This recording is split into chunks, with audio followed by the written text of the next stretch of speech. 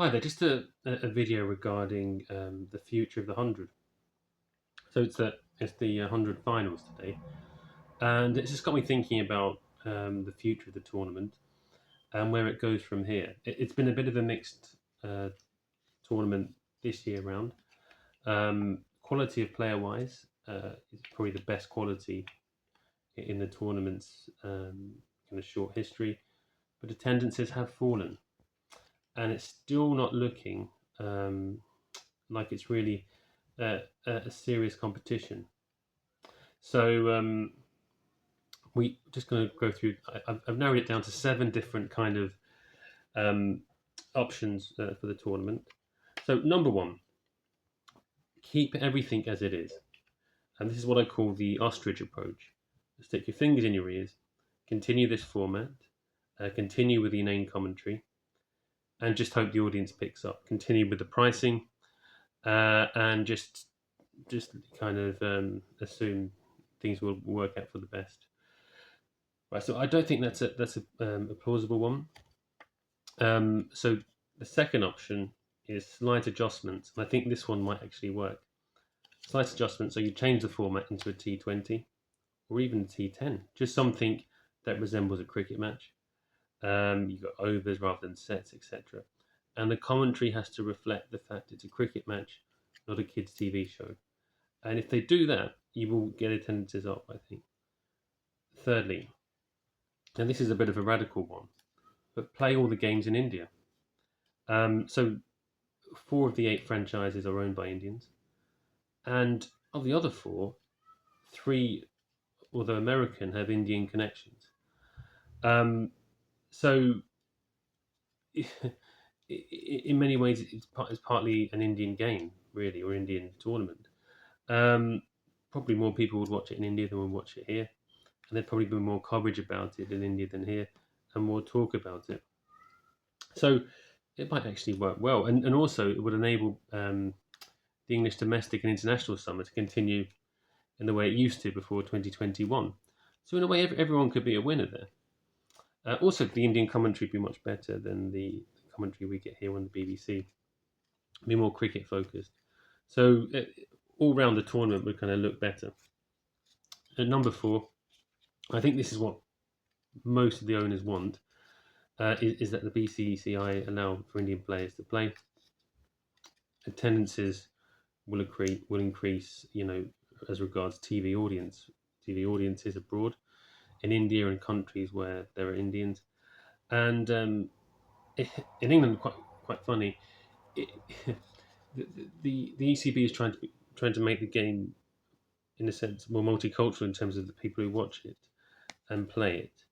And I'm not sure this would actually make it more multicultural. It will still be monocultural, but just a different one. So move from white English to Indian British, because I'm not sure, given the fact that it is so Indian. The players are Indian, the owners are Indian, the badges will be Indian, Indian names on the Indian team names.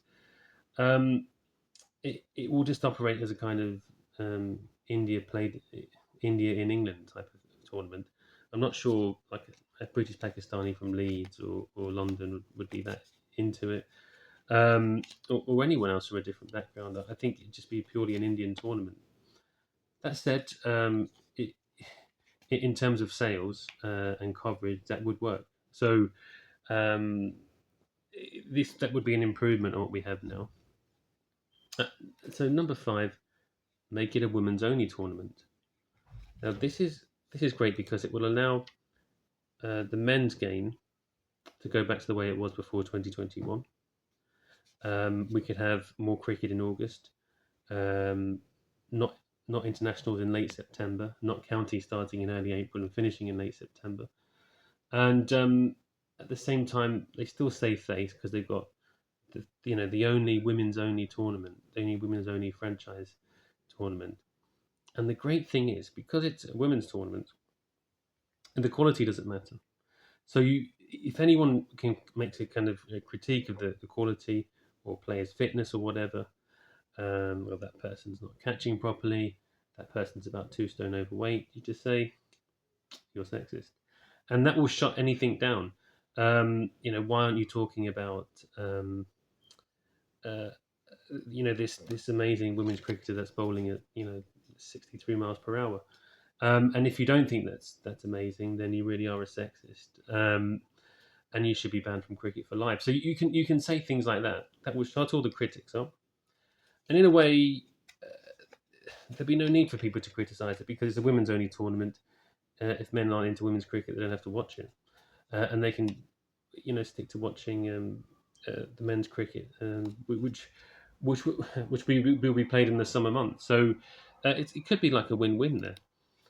Then you've got maybe a slightly more controversial one, which is fixing matches like WWE, or not fixing, pre-arranging matches. Now, there's match fixing and spot fixing that goes on in cricket anyway, especially in franchise leagues, but also international. With the 100, given the fact that the proponents keep saying it's not for you, it's not for the cricket fan, it's an entertainment, it's an entertainment. Well, if it is an entertainment, you could just pre-arrange the results, get a script writer in. You used to get that with wrestling. I mean, even someone like Freddie Prinze Jr. used to write, I think, for wrestling, and you kind of come up with the best ending. I don't know, a wrestler gets hit with a chair whilst the referee's unconscious. So something like that, and you could have that with 100. So if they allow Indians to play, if the BCC allow Indians to play, you could have Kohli hitting a six off the last ball to win the match, and so something like that to kind of maximise the entertainment. Um, so that's something to think about. If it is just an entertainment, it's not really a sport.